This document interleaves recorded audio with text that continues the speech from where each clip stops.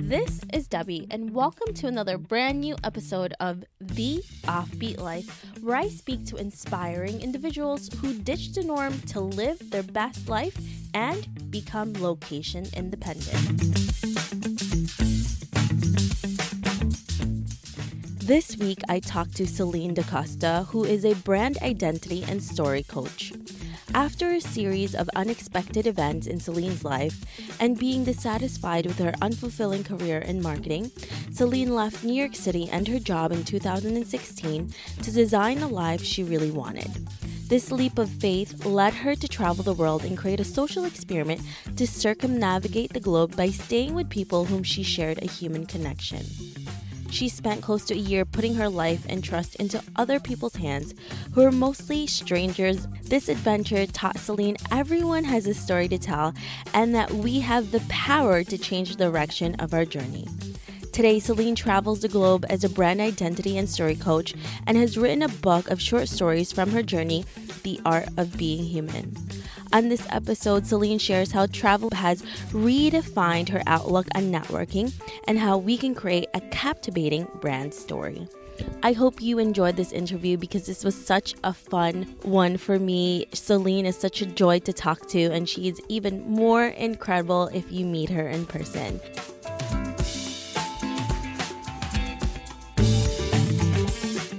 Hey Celinne, thank you so much for joining me here today. Can you fill in the gaps of your story and why you live an offbeat life? Hi, Debbie. Thanks for having me. Yes, it's quite a long story, but I can start. I have an offbeat life because passion. I've always wanted to travel. I've always wanted to be a digital nomad. And the second I found my opening, I went off and I did it. I know that you have been traveling a lot in the last few years. Can you tell us about what made you decide to finally take that leap and go and do this social experiment that you've been doing, and you actually created a book about it? The story is I used to work in New York City at a corporate job. I was in advertising as a strategist, and I did this for a few years. I felt incredibly unsatisfied with it for a few reasons. One, as you know, New York life is not easy at all. Very stressful, very expensive, very rushed, and it feels very superficial at times. I felt like I was a hamster on a wheel, and I kept just running and running, and then I kept asking myself, what am I really getting out of it? And also one of the things about my corporate life that really frustrated me was I felt like there was this huge lack of real, authentic human connection.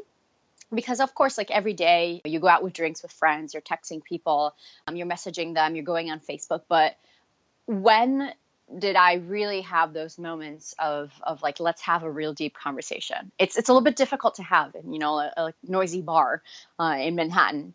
There was a bunch of events that happened in my life over the course of actually just a few months. So I have to call it fate. And those events propelled me to essentially just break and be like, okay, you know what? That's it. I'm changing my life. And I had one moment where I said that. From then on, I said in 6 months' time, I'm changing. My life is going to be changed. I'm going to do something. I had no idea what it would be, but I knew that it would have to change. That's actually where the idea of my social experiment was born, because I initially was looking at jobs in Europe or trying to move abroad, and I was just doing all these things. And I remember one day I had this like crazy idea, like, what if I just left everything and I traveled? But then my type A self was, well, if you do that, you still don't have a purpose. Like, what are you actually doing? And I was like, okay, what if I make an experiment out of this? What if I make this into like an event, into something I can write articles about, something that people can rally behind? And from there, I started to reverse engineer to see how I could create a social experiment that was really interesting and compelling. It was challenging for me. It was possible. And also that it would allow me to do the things I love, which is, writing, having that real connection with people, and of course, traveling. So the experiment that I designed, that I came up with, is that I would try to circumnavigate the globe by couchsurfing, but I would not, I know couchsurfing is the name of the website, but I would not use the website at all, but actually try to travel the world staying with people who were connected to me in some way, shape, or form. So that could be like a friend of a friend, someone I met while I was traveling. The challenge here was that I would have to, every single place I wanted to visit on the planet, even if it was some random place, like a random village in Nepal, I had to find somebody who through some degree was connected to me. Then I left and I started to do it. I got on a one-way ticket to Europe and I started doing it. Fast forwarding, in the end, I did end up circumnavigating the globe, and I traveled to 17 countries and 4 continents in almost the course of a year. And I had over 70 people host me. And then after the project was officially closed, I just kept going. And now I've had like over 100 people host me in 25 countries and 5 continents. So it's still unofficially going. And I've written a book of short stories about it as well. Oh my God. I am in love with your project, Celine. First of all, you made a purpose from your journey. We all think about that book, Eat, Pray, Love, and we all want to just quit our job and do that. But you actually made a purpose for yourself, not just by giving yourself this trip or holiday, but you were able to really have this authentic connection with people that, you're right, we often don't really have, especially here in New York City, because we're so busy and it's so hard to get people together, even when you're in front of each other and just talk to each other, look each other in the eyes without any distraction, especially with the internet, with social media, all of that stuff. So this is such a beautiful experiment, and I'm so glad that you were able to do it, because I personally love networking and doing it the right way. It was networking complete, and it's such, networking is such a dirty word, especially in the city, in big urban cities. But to me, networking has always been something that it's really this idea of like, what commonality do you have with this other human being, and how can you help one another in a way that's meaningful? And as I was traveling and networking with these people, there was nothing in it for them other than being part of something that I dreamed of. I would tell them this project and be like, okay, I have this crazy dream and I want to travel the world and I want to stay with people. Can I stay with you? And it was like almost such an absurd question that people were like, okay, I need to see what this girl is all about. These completely random people let me in, and I got to meet them in a way that, I mean, imagine, right? Like a stranger, the first time you meet them, usually it's like you're at a coffee shop and there's like this wall, this barrier, and you're like talking and they're like totally able to get away, walk away if they want to. And there's like a safety net, right? Of like, okay, I don't want to interact with a stranger anymore. Okay, bye. But I would be going into these strangers' homes at first sight, and I would be staying or like have a commitment to staying in those homes. So there was no other choice than for us to like have a conversation, than for us to have that authentic connection, to speak, to get to know each other literally in the vulnerability of someone's home. It just completely redefined the way that I looked at networking, the way I looked at creating like connections with people, instead of, talking about the weather and talking about all these frivolous things. Why we have 24 hours together, 48 hours. Why not make the most of it? Why not actually have these real, profound and meaningful conversations with somebody? It's transformative. And to be honest, nowadays when I meet people, that's all I really want. I'm not even interested in the other frivolous stuff anymore. I love the fact that you call it connecting. So maybe we could change it from networking to connecting, right? I'm that's sure what that someone's going to find a way to make it a dirty word. That's hilarious. You did this and it definitely changed you as a person from your story and what you've gone through. But how did it change the way you traveled? I mean, did you have any misconceptions before you even went in there? What about safety issues? What were people telling you before you even got into doing this trip and doing this journey? So I actually expected way more resistance than I ended up with, than I got. I thought that, when I would tell people like, yeah, I have this plan to like sleep on random people's couches, around the world, I thought that everyone was going to have a meltdown. And some people did. But the people who actually supported me the most were like, you know what, do it. Like, we believe in you. So I think that yes, it absolutely changed me as a person in the sense that I developed this faith and trust in humanity as a whole. And it changed the way I travel in the sense that, well, first of all, I wasn't staying in hostels or like I was literally staying in a lot of people that were locals in their homes, and you couldn't demand things. You couldn't, and I wouldn't. It's not like a hostel where it's like, oh God, there's like, my sheets are dirty, change them. You get into this environment and this is what you're served, and you have to make the most of it, and you have to enjoy it, and you have to learn to appreciate it for what it is. So I stayed in little huts and cots on the ground, and I stayed in penthouses. It really taught me to just go with the flow, and it wasn't about the actual luxury or the quality of the place, but more so the people that were inhabiting it. And in terms of safety, oh yeah, I get this all the time, and understandably so. People saying, oh my God, like, what are you thinking? Like, staying in people's homes, what if they hurt you? What if this, what if that, what if this? Legitimate points. And I'm going to try to explain it the best way I can, which is a really balanced mix of intuition and common sense. Have you ever read Malcolm Gladwell? He wrote this book that it says for you to be really, really good at anything, you need to put in 10,000 hours or more. So I always think that for me, like, unfortunately, I don't have many things in my life that I put 10,000 hours in, but I'm pretty confident I've put 10,000 hours in people and talking to them and listening to them and having these interactions to the point where I do have a strong intuition of like how someone is and if they want to hurt or help me simply by just interacting with them. But, again, it's not just about intuition, because you also have to have an exit plan. Always be able to not just completely trust yourself, but 80%, 90% trust and 10% like, okay, what's plan B, right? So with me, I had, in my first trip, I had 73 hosts. And of the 73 hosts, I only had one situation where I was like, okay, I need to evacuate and I need to escape the situation, because I used common sense after my intuition. And statistically speaking, we're talking about a 1-2% freak rate, like weirdo rate. So I think it's still representative of the fact that of all the people in this world, I do strongly believe that most people have good intentions, or at least want to have good intentions. And the people who do evil, the people who do wrong, are in that minority. And unfortunately, they cause the most damage. But I think it's the 1-2%. When you started this journey, you didn't know what was going to happen, but then learning how human beings are generally really helpful and very giving. And I want to go back to also when you're going to all of these different places. You stayed in a penthouse and then you were in a hut. And it must be so interesting, the type of conversations you have with the people on a penthouse and someone who lives in a hut and their perspective on life.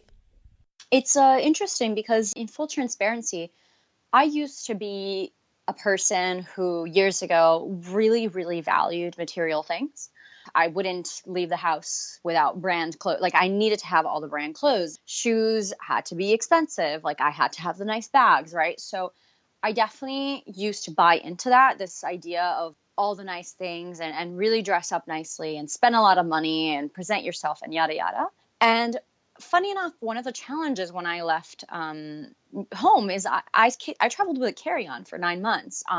And that means that all my cute shoes, like Italian leather shoes and the brands I had, like, they were not going to do me any good. And in those 9 months, I traveled with basic like sneakers, a pair of sandals, and a pair of flats, and then 3 pairs of jeans and just everything that I could count on one hand. And one of the things I realized as I was traveling, I had everything I needed in that little carry-on, of items that nothing cost more than $50 a piece, maybe.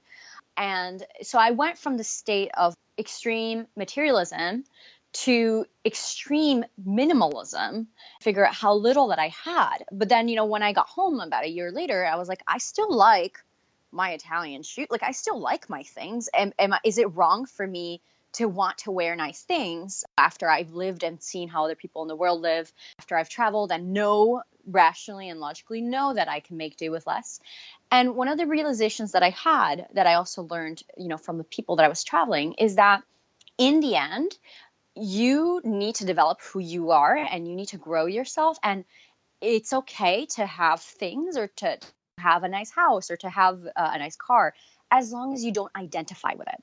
Because the second you think you are that nice car, you are that nice house, you are those nice clothes, that's where you start to lose yourself and you start to lose that humanity.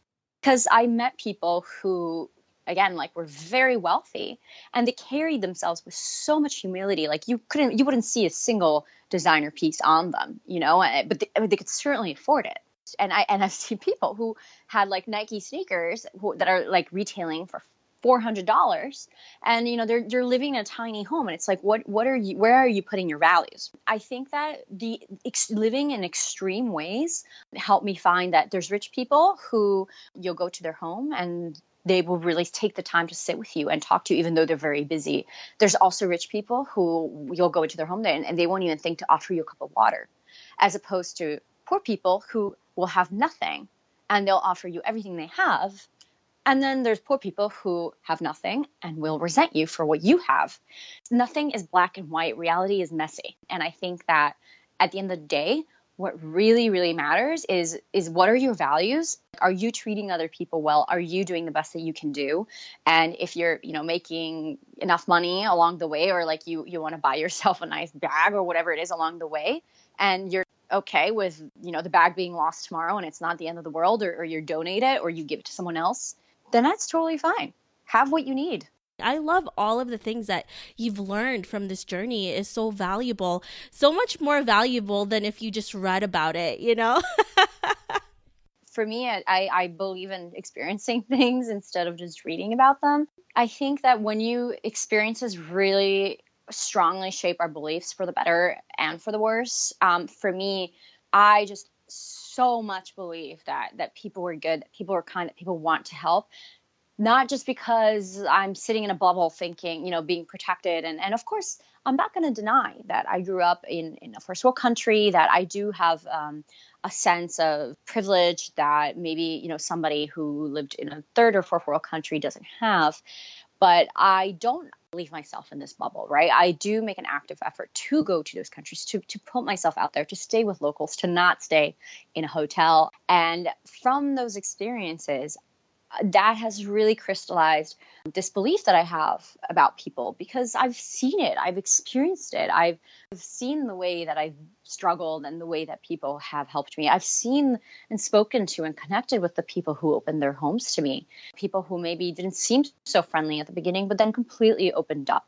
I just think that with the right attitude, when we approach people with the right attitude, with the right intentions, and we show them that, I think it's hard for somebody, even somebody who's having like a terrible day and super grumpy, you smile at them and that can completely change the way that they interact with you. Celinne, let's look back when you first wanted to realize this goal and this dream that you wanted to do. What was the first steps that you took in order to achieve it, especially for somebody who is still in their bubble, but they don't know how to get out of it? What would be the first steps you think that they should take? Step number one is you have to get clear on what you want, right? So that doesn't mean that, like, I didn't know when I decided I was going to make this change in my life, I had no idea that I was like 6 months later, I'd be getting on a plane, going on this social experiment and traveling the world, blah, blah. Like I had no idea, in my head, I was like, oh, I'm going to apply to jobs in Europe, whatever. But what I did know is I'm going to change something about my life, and it's going to, in 6 months from now, something's going to change, right? So that first step is the foundation of set yourself a deadline and know that you're going to create a change. And then you reverse engineer to understand what that change is. So you have to start taking the steps forward, even if you don't know what is at the end of the tunnel. So for me, it's like the next day I woke up, what did I do? I started to apply for jobs in Europe. I set up my savings account so that 20% of my salary was going to go directly into my savings, so I could save up quicker, right? Even if that meant sacrificing my life, like going out or like doing things that I enjoyed. And then I, for example, started applying that week for extra freelance jobs that I could take on the side. So I didn't know what I was going to do, but I was taking the steps to do it, to set myself up financially, to set myself up for some sort of change, for some sort of interviews. And as time went by, I started to get clarity, for example, on the project that I wanted to travel. And as I was doing that, I was already doing the other execution steps, which means by the time I had full clarity, like, okay, I'm going to go, I had some money saved up. I already had connections in different companies abroad, which, funny enough, I tapped into later. I already had progress. And in my mind, 3 months in, after I finally was like, okay, this is what I'm going to do, I had already absolute concrete clarity that I was not going back. So there was no going back. There was only going forward, right? Because I had already taken all these steps, as opposed to just kind of passively being like, oh, let me think about what I want to do. And then one day you're like, okay, let me do this project. And then you think about it, you're like, oh, no, it sounds too hard. And then you just go back to your job, right? By the time I realized what I was going to do, there was no going back. I had already taken the steps. I was already planning my exit strategy. So I think that one of the things that people get really blocked, and here's actually, I think, another, I don't know if it's a hack, but it's something that is incredibly important. Write down, what I did is I wrote down a list of all the reasons why I couldn't or wouldn't do this, right? My apartment, how am I going to live in a carry-on for 9 months? What am I going to do with my apartment? How am I going to afford it, right? And basically write down all the fears and all the things that are keeping you from doing what you want to do. And then literally sit down with them and be like, okay, how do I make it work? Instead of saying, I can afford it, ask yourself, but how can I? How can I afford it, right? If I take on extra freelance jobs, yes, I'll be working 80 hours a week, but I'll be making this money much faster. If I put aside 20% of my salary, I don't even have to think about it. I already know that a little bit is going into a fund. If I do this, if I do that, and then I can afford it. What's next? My apartment. Okay, so then I need to break a contract. How do I do it? Do I find a subletter? How do I, XYZ? You just kind of keep workshopping. Or in my case, okay, even if I save enough money, it's not going to be enough to travel for as long as I want to. So how can I hack this? Well, I could stay with other people. That's crazy. How can I stay with other people? Well, what if I make a project out of it? Yeah, but then what do I do? Well, I can make a project that I can write about because I love writing, right? And I can connect with them in a way that's really intricate and interesting. Let me get a network, someone in my network, instead of just going on couchsurfing.com and just having it be random strangers.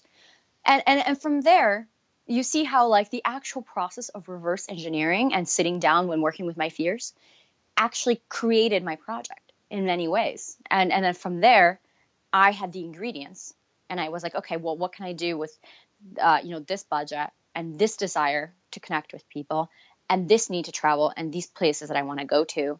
How can I put this all together? And then it's a matter of brainstorming and being creative. It's incredible, Celine, how you created all of the problems, all the scenarios that could possibly go wrong, and you answered all of them. For me, there is no excuse, and I do not accept excuses from myself or from others. If I can't do it, then it's not an excuse. Oh, I can't do this because I'm busy because of that. No, it's because it's not a priority, because I don't want to. But if something is important to you, and if you really want it, you are going to make it work. You should make it work. And if you're not doing that, then you don't really want it. And as long as you have the honesty and transparency to admit that, it's totally fine for you to not want it. Celine, what has been the biggest setback that you've encountered and how did you handle it? It's interesting because throughout my travels, I didn't have any physical setbacks, as in yes, I got lost and I had some situations where I was like, oh my God, I don't know where I am, but nothing was unresolvable. Biggest, most difficult things that I faced were all internal. Because, like I just said, I do have this philosophy of okay, it's a problem. How do I solve it? So anything that is, bus is missed or flight is missed or whatever, it's just okay. A matter of, sitting back and being like, all right, how do we fix this? How do I get on the next flight? So for me, that's not really a setback. But internally, oh man, I was really hurting because I went from this place of I'm very, very type A, like very driven, like I'm going to get promoted like 5 times in a year and I'm going to rise up and I'm going to like be in charge of an entire department by age of 30. And I'm going to have this like gorgeous apartment and all these nice things and blah, blah, blah. I'm in like mindset to just completely disconnecting from that person and being in a place of like, I'm going to give it all up. And as you can imagine, to go from one extreme to the other is not necessarily healthy because yes, I got on a carry-on with these like, with a small carry-on and then I started traveling the world and talking about human connection and feeling human connection, but there's still a gap because you can't just go from one thing to the other, like from 0 to 60 in a few seconds because your mind needs to catch up. You need to process what you're doing. So I think one of the major setbacks that I had is that I was consuming too much, but I wasn't digesting. I was gorging myself on all these amazing experiences and human connections, but then I was still going at a New York pace, to give you an example, right? So even though I was traveling and going to these places and being like, all right, I'm going to relax and talk to people, I was still rushing through things. I was still rushing from, the morning when you like just got out of the shower and you have your granola bar in your hand and running to work through the subway, like, go, go, go, get past these people, get to work on time. And as I was traveling, I continuously caught myself having this mindset of rushing through things, going faster. And I was battling with this idea of like, no, but I can't get more. I need to sit down and process what I have, the experiences that I've taken. Like I need to sit back and maybe do nothing for a few days. And that was really hard for me to just tell myself that it was okay to do nothing. So yeah, I think that was a major setback, was like aligning my new lifestyle with my old mindset, because they both need to be coherent for you to be well. So I burned out, in other words. Very long story, short story, my major setback, I burned out hard. What has been the worst advice that you have ever received? So in my old job, I remember that I was like really frustrated because I don't believe in this idea of like coming into the office at 9 a.m. and then leaving, being the last one to leave until like 8 p.m., 9 p.m. And that to me is just such an absurd. And, maybe it works for some people. It does not work for me. I just don't operate that way. I don't like it. I don't like being in the same place for that long. I get my work. I'm really efficient with my work in the sense that I would rather like hyper focus on something for 3 hours and not be on my phone, not be on Facebook, not do anything than do the same thing over the course of like 5 to 8 hours. So I'm quite like, my working style is like hyper focus, walk around, right? Hyper focus, walk around, and everybody has their own working styles.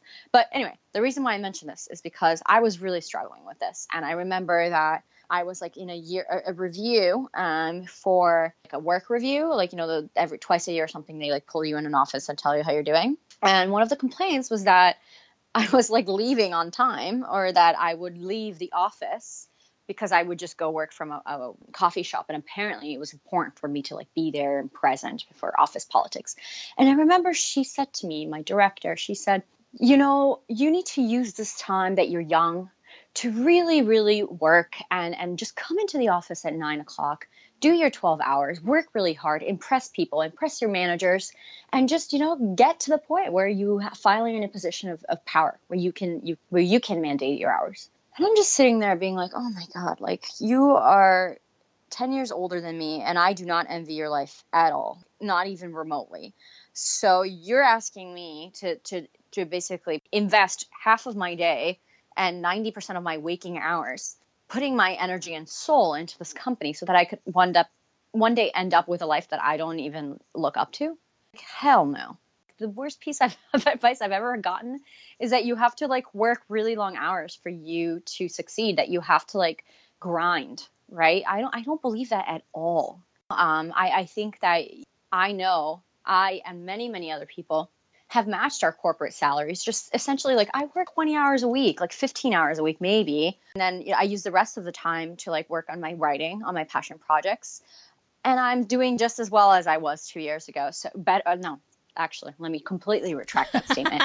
I'm doing infinitely better, right? So that's just BS. Like, don't believe what people tell you about how you need to work. You have a working style. You have things you want to accomplish. You and only you can determine how fast you work, how well you work and where you get to work. So if you're the type of person who needs to go into an office every day and work for 8 hours, wonderful.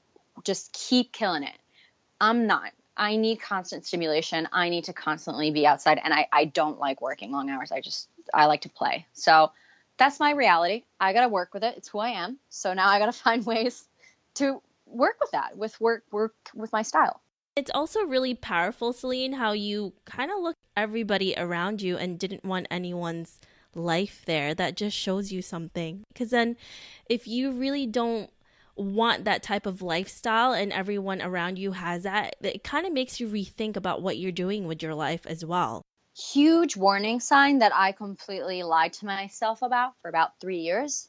I used to think it was like I had a problem. Maybe like I was like, oh, maybe I have an issue with my managers or something like that. But I swear to you, over the course of those years working, I can name you not even like one person whose life I was looking at who was senior to me, like a few positions up or director or whatever, and whose life was like, wow, I want that life. Like I want to be like that. And to me, that's a huge, huge indicator that you're not on the right path, because you want to look at people who are a few years ahead of you, or not even in age, but just in experience or in what they're doing with their lives. You want to look at their lives and be like, I want to be this person. I want to do these things. I want to do this kind of work. Like that is what I want. This excites me, right? And if you're blessed enough to have one of these people as your mentor or your boss or your manager, you are going to fly, because you're going to do what it takes to be like that person. And not in the sense that you want to copy them, but you're going to want to learn from them.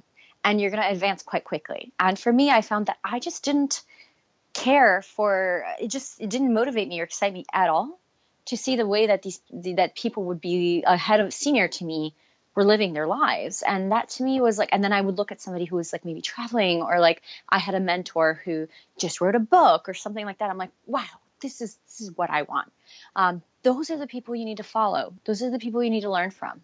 This is why, for me, social media is so incredible, because now we can reach out to anybody that we want to have as our mentor or who we really admire.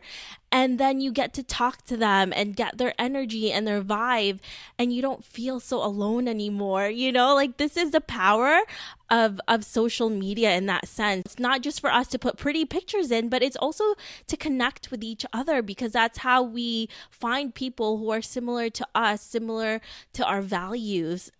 How were you able to finance this chosen career from the start, and how do you continue to create income today? When I first started, as I mentioned, I spent about 6 months saving. So I was putting aside 20% of my paycheck. I was taking on freelance projects on the side, selling some of my things, like basically every hack possible for me to save up enough money.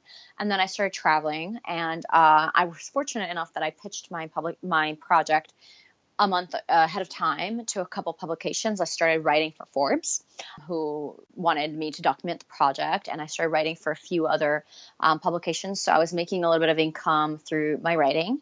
And then I began to grow my social media presence. And then from there, I was able to start doing collaborations with brands, and I was able to like get on tours and exchange. When I was quite small, I was exchanging my services for things that I needed. So then I wasn't actually spending money. And then as this progressed, I actually started to grow and do a little bit of marketing consulting. And so I was basically scrapping by. I don't know if that's the word. Like I was just making ends meet for about like a year, which is where I was doing I didn't really care, because I was in the middle of my project, documenting my project. And then I just hit a point where like this somehow became a business, where now, what I do is I'm a professional storyteller.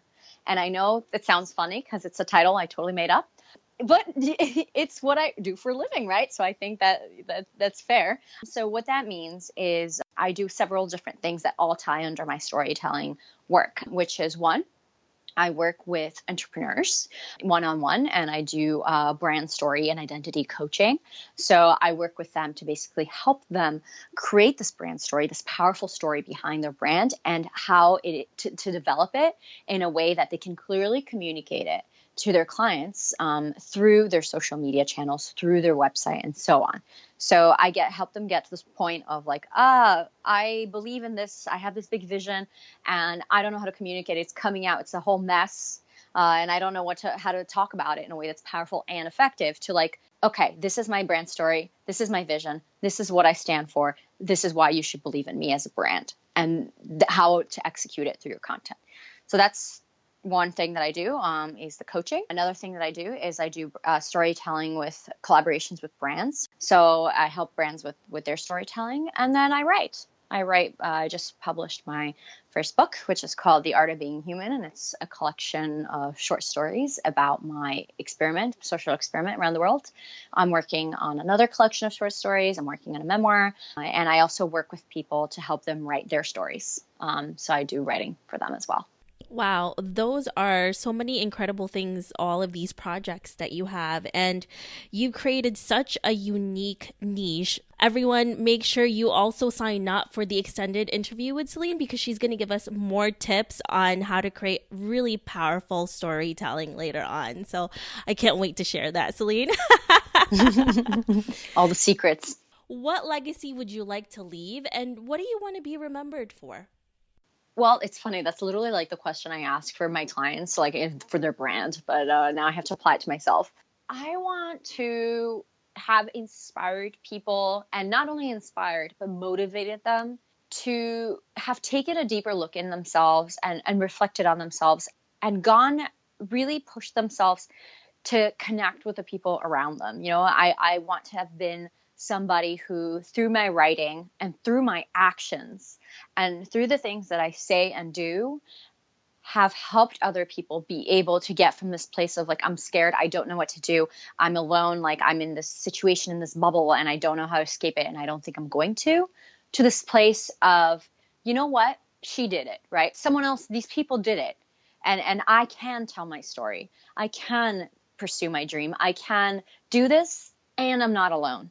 So if I can change at least one person's life to be like, I'm going to pursue my dream, I'm going to go out there, and I'm not going to be scared to write my own story and to be the person that I want to be.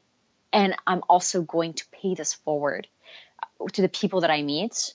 If I can do that once, I would be happy. If I can do that, hopefully like 1,000 times, 1,000,000 times, I think that my life would be the best lived that it could have possibly been.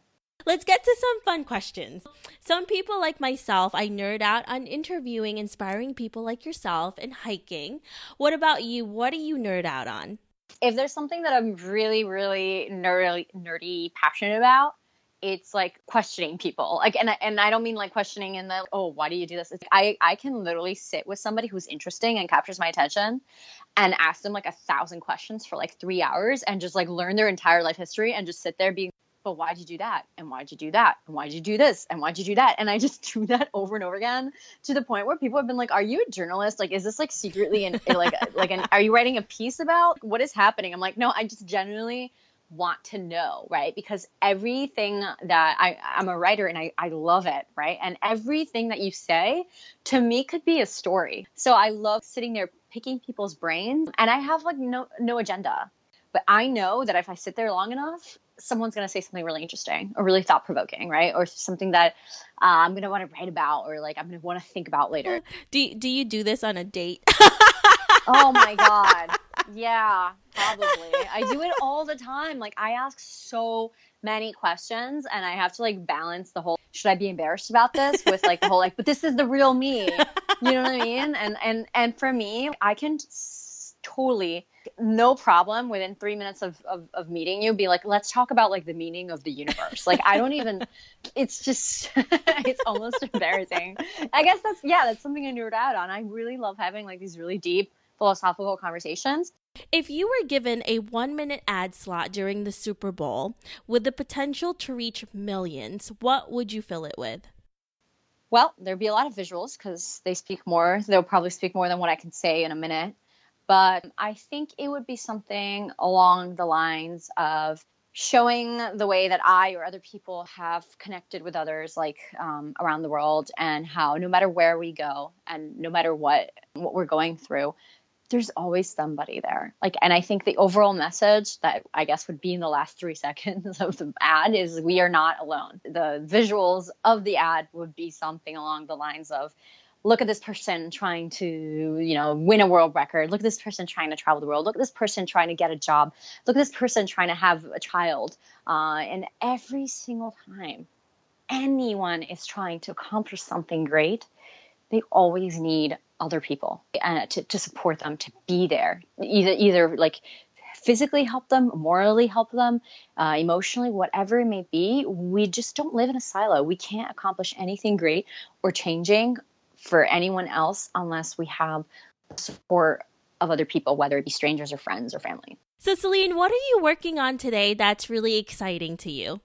The first thing that I'm working on is I'm working on developing my brand story and identity coaching business, because I think it's been quite helpful to the people that I've worked with. So continuing to do my coaching and helping people create and be able to share their story. And another thing I am working on is doing like a few exciting partnerships that are going to take me through South America. And I'm going to be coaching, doing like my brand identity coaching to, for example, college students. So I'm going to start to actually teach people, which not just one-on-one, but groups. So I'm super excited about that. And I'm also working on a memoir. I mean, in the meantime, I launched the book that I just launched. I'm launching another one of short stories, but that's just to hold me over as I'm working on a larger memoir about my experience. Wonderful. I can't wait to check all of those things out, and we'll definitely stalk you on social media as well. Yay. So if our listeners want to know more about you, where can they find you? I'm everywhere. First and foremost, to see, what I'm working on and my blog articles. Essentially, my hub is my website, which is CelineDaCosta.com. It's CelineDaCosta.com. And I believe it's HTTPS, like the little two dots and // There's no www. And then on my social media is where I post daily stories of inspiration, of conversations I've had with people around the world. Yeah, just little caption stories a day, 1 minute of inspiration a day, I guess is how you could say it. So on Instagram is my main platform, and then Facebook as well as Twitter.